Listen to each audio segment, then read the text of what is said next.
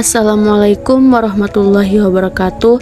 Perkenalkan, nama saya Yolanda Anggraini, NIM 200160048 dari Prodi Pendidikan Bahasa Indonesia, mahasiswa Universitas Negeri Padang. Di sini saya mengikuti program kegiatan kampus, yaitu asistensi mengajar. Saya diberi kesempatan mengikuti asistensi mengajar ini di wilayah Kabupaten Pesisir Selatan, Kecamatan Bayang, tepatnya di SMP 4 Bayang. Sebelumnya saya akan menjelaskan asistensi mengajar di satuan pendidikan adalah bentuk kegiatan pembelajaran yang dilakukan mahasiswa secara kolaboratif di bawah bimbingan guru dan dosen pembimbing di satuan pendidikan formal. Tujuan asistensi mengajar ini adalah memberi kesempatan bagi mahasiswa yang memiliki minat dalam bidang pendidikan untuk turut serta mengajar dan memperdalam ilmunya dengan cara menjadi guru di satuan pendidikan. Baiklah, di sini saya akan melampirkan video dokumentasi kegiatan latihan mengajar terbimbing yang didampingi oleh guru Pamong.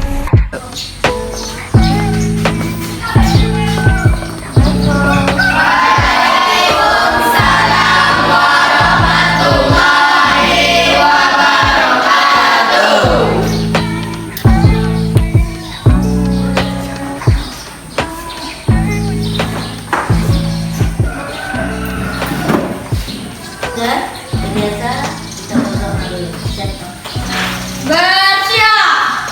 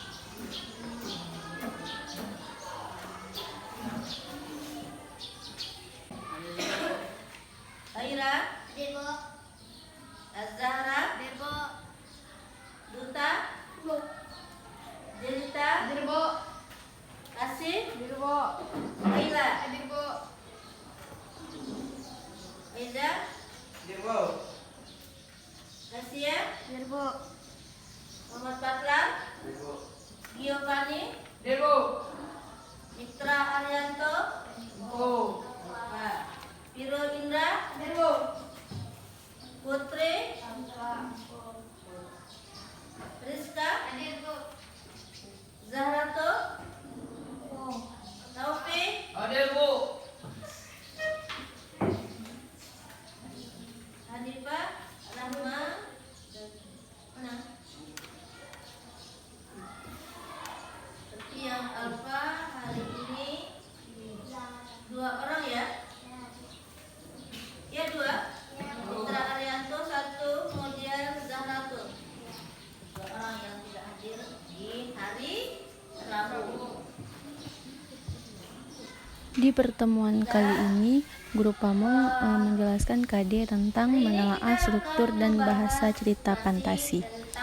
Di minggu sebelumnya, Ibu sudah menjelaskan tentang menelaah struktur cerita fantasi, dan minggu sekarang Ibu sudah memasuki materi baru, yaitu menyunting cerita dari segi bahasa.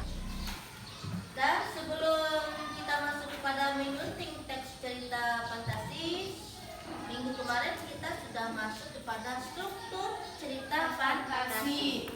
Masih ingat pelajaran kemarin? Masih. Ya.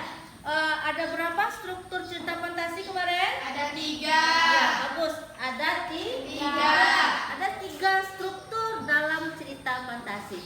Yang pertama itu apa tuh, Pak Injen? Orientasi. Yang pertama struktur yang ada dalam cerita fantasi, orientasi. Kemudian yang kedua strukturnya apa, Kaila? Komplikasi. Baru 2 ya. Kemudian terakhir, apa itu yang terakhir? Resolusi. Berarti struktur cerita fantasi ada 3. Yang pertama, Orientasi, komunikasi, resolusi. 3 ya. Kemudian di orientasi itu mengenai apa saja itu? Apa yang Mengenalkan latar atau tokoh. mengenalkan Latar atau tokoh. latar tokoh. Tokoh itu sama dengan pelaku ceritanya. Kemudian latar kemarin apa itu disebut dengan latar? Tempat atau ada juga orang menyebutnya dengan istilah setting ya, atau lokasi. Latarnya di mana, tempatnya cerita itu di mana saja, itu ada di bagian orientasi. Kemudian komplikasi itu apa? Timbul masalah hingga masalah menunjang. Ya, timbul masalah pertikaian. Kemudian masalah itu memuncak. Kemudian timbul masalah hingga masalah memuncak. Yang ketiga, resolusi. Resolusi apa? Penyelesaian masalah. Penyelesaian masalah. Dan juga kemarin kita sudah membahas ciri orientasi, ciri komplikasi, ciri resolusi. Masih ingat itu? Masih. Dan apa lagi yang sudah kita pelajari kemarin? Tentang jenis cerita Jenis cerita fantasi. Ada berapa jenis cerita fantasi itu kemarin, Jen?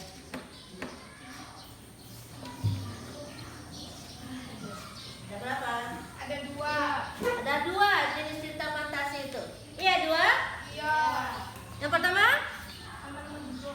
Cerita fantasi total dan irisan. cerita fantasi total dan fantasi irisan. Itu yang pertama. Iya. Kemudian yang kedua apa? Kedua, cerita fantasi sejaman dan lintas waktu. Cerita fantasi sezaman dan lintas waktu. Berarti jenis cerita fantasi itu ada 2. Ya, ada 2. Sementara struktur cerita fantasi ada 3. Sekarang kita masuk kepada menyunting teks cerita fantasi.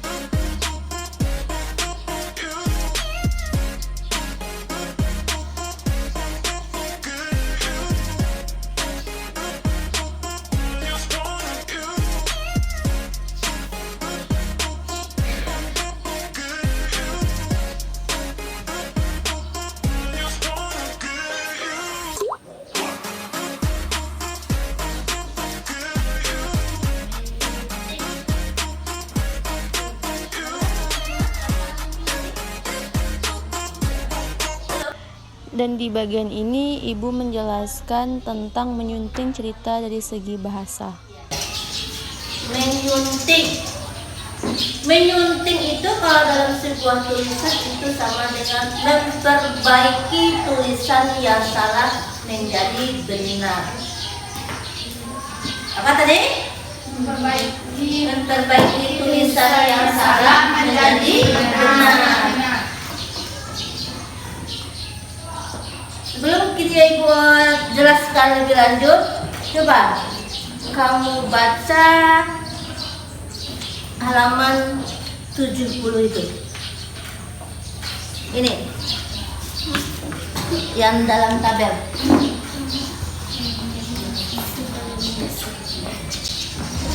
Baca.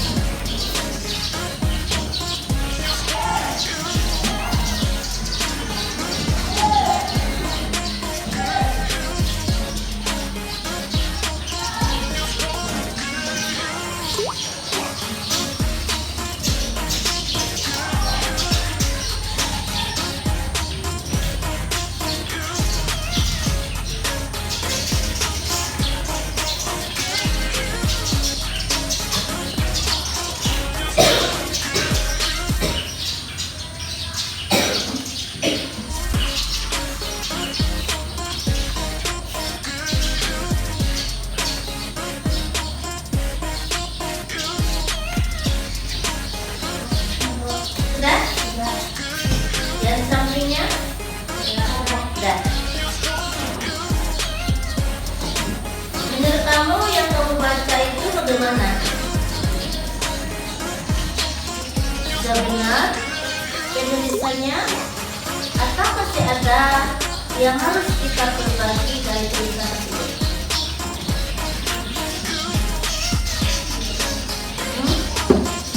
Sudah benar menurut kamu itu? Teks itu? Sudah? Sudah? Sudah atau belum? Coba lihat dulu. Hah? Ya? Belum ya? Kalau belum benar tulisannya, berarti kita harus perbaiki. Ya kan? Nah, di dalam menyunting itu tadi kan kata Ibu, menyunting itu adalah memperbaiki tulisan yang salah menjadi benar. Dari segi apa saja kita harus memperbaikinya? Yang pertama, dari segi kesalahan ejaan. Ejaannya kita lihat, kita perhatikan.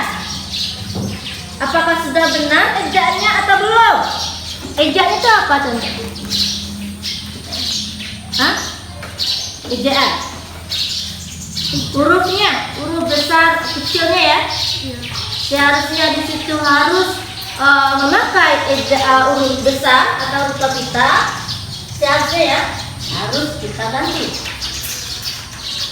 Seharusnya di situ huruf kecil, sementara di situ pakai huruf besar. Yang kita tukar. Kemudian dari segi tanda baca. Tanda baca apa contohnya? Tanda koma. Iya, tanda koma. Tanda titik. Tanda seru. Tanda seru. Tanda tanya. Tanda petik dua. Tanda burung. Tanda hubung. Nah, itu kan contoh dari tanda baca.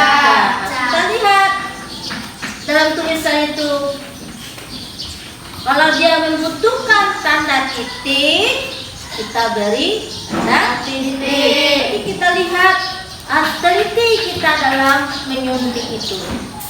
Harus benar-benar tahu yang mana yang salah. Nanti jangan-jangan tulisan itu sudah benar, menurut kamu itu salah, berarti sudah tambah parah ya. Kemudian dari diksinya, yang ketiga dari diksi. Apa itu diksi?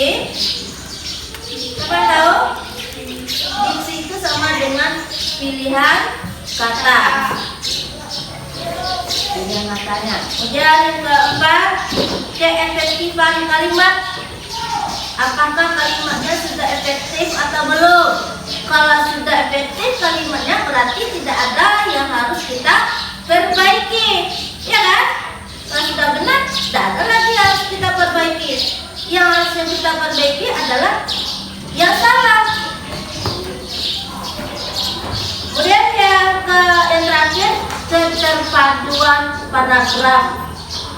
Kan tulisan itu terdiri dari beberapa paragraf atau terdiri dari beberapa alinea.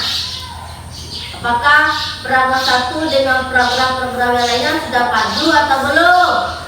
Kalau belum, kita perbaiki. Ya. Nah, tadi kamu sudah membaca. Coba dibacakan Kaila. Yang dibaca tadi. Kamu harus Yang sebelum disuntik itu, Bu. Kau harus membawanya kembali. Erza berteriak kalang kabut. Aku gugup, bingung, tak tahu apa yang harus kuperbuat. Sedangkan manusia dengan wajah setengah kera itu memandang sekeliling. Manusia purba itu menemukan ketika aku menelitinya dan tanpa aku sadari ia mengikutiku. Manusia purba itu akan kembali mati jika tidak kembali dalam waktu 12 jam. itu banyak yang harus kita perbaiki ya. Banyak yang harus kita perbaiki dari tulisan yang dibacakan oleh teman kamu Kaila tadi. Siapa yang bisa? Siapa yang bisa memperbaiki tulisan yang salah tadi menjadi benar? Coba.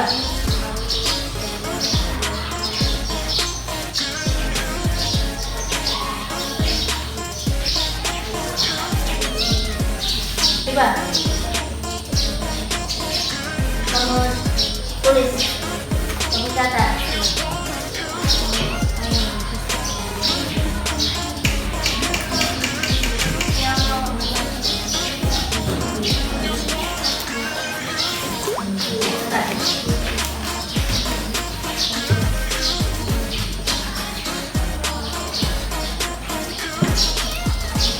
Yang sudah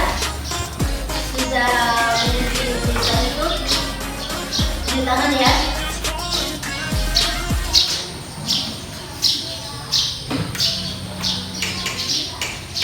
Silakan apa? Ya sudah ya.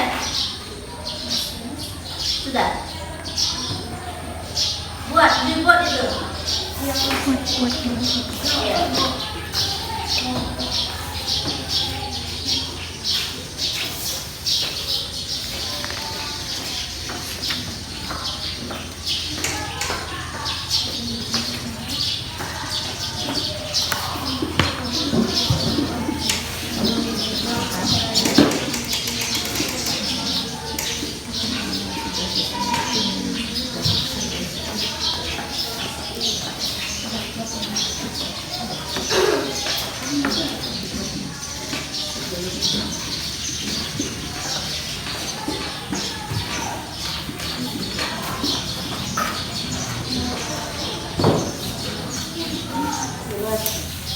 Ya. Sudah selesai kamu sunting tulisan yang salah tadi? Siapa yang sudah?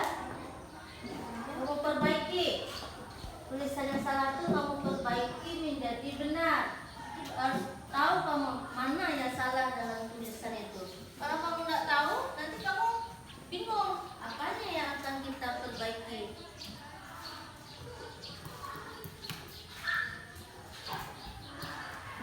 Apa yang sudah nanti tunjuk tangan ya.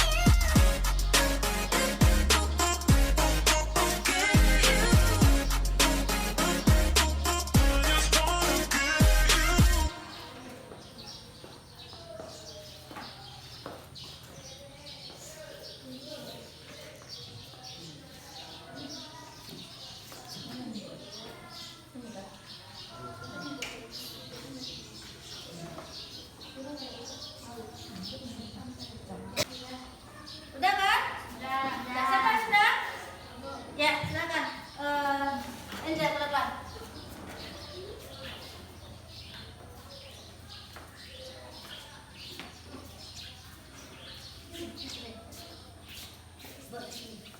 Tulisan sudah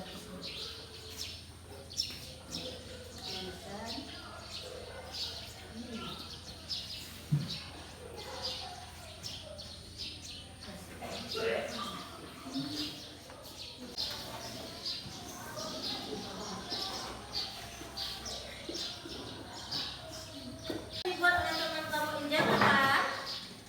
Dilihat itu menurut Angel dari segi apanya yang disunting oleh teman kamu ini? Nah, dari segi apa? Tadi kan dari segi ejaan, tanda baca, dari segi diksinya, apa lagi? Ketertiban kalimat dan keterpaduan paragraf. Nah, kalau di yang ada di papan tulis itu dari segi apanya yang diperbaiki oleh Angel tuh? Tanda baca. Dan tanda baca? Tanda baca coba lihat dulu.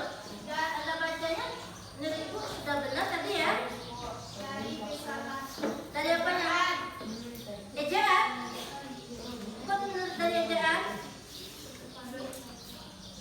Coba lihat dulu. Dari segi diksi. Dari segi diksinya yang kita perbaiki. Kalau tanda baca sudah benar tadi. Ya, tanda yang harus kita perbaiki dari tulisan itu. Kemudian dari segi ejaknya juga tidak ada yang harus kita perbaiki. Jadi yang kita perbaiki dari tulisan itu adalah dari segi diksinya. Coba baca yang salah tadi. Coba diulang kembali. Angel, kau harus membawanya kembali. Erza berteriak kalang kabut. Aku gugup, bingung, tak tahu. Itu tulisan sebelum disunting, tulisan yang salah. Nah, sekarang tadi Anda sudah memperbaikinya. Nah, coba bacakan yang sudah kamu perbaiki tadi. Kau harus membawanya kembali. Erza berteriak kalang kabut. Aku berjalan berputar-putar melihat tak tentu arah sambil bernafas besar. Di kepalaku muncul berbagai macam pertanyaan dan kemungkinan yang semakin membuatku pusing.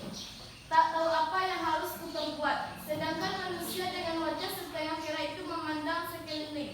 Manusia purba itu menemukanku ketika aku menelikinya dan tanpa aku sadari ia mengikutiku manusia. Ikutiku. Manusia purba itu akan mati jika tidak kembali dalam waktu 12 jam. Okay. Lebih bagus ya, lebih enak, lebih paham kita memahami isi dari tulisan itu. Tapi cuma aku gugup, bingung, ya. Sulit kita memahami apa yang dimaksud dari tulisan. Tapi setelah kita perbaiki tulisan itu, cepat kita memahami apa isi dari tulisan. Lebih jelas. Ya dia.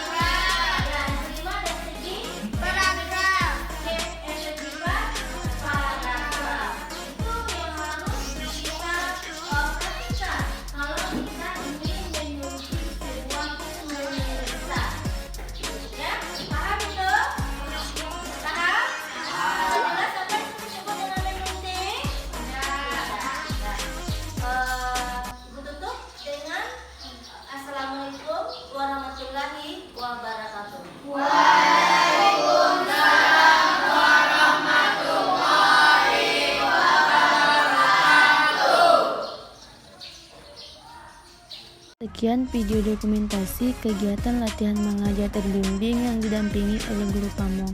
Apabila ada kesalahan saya mohon maaf. Wassalamualaikum warahmatullahi wabarakatuh.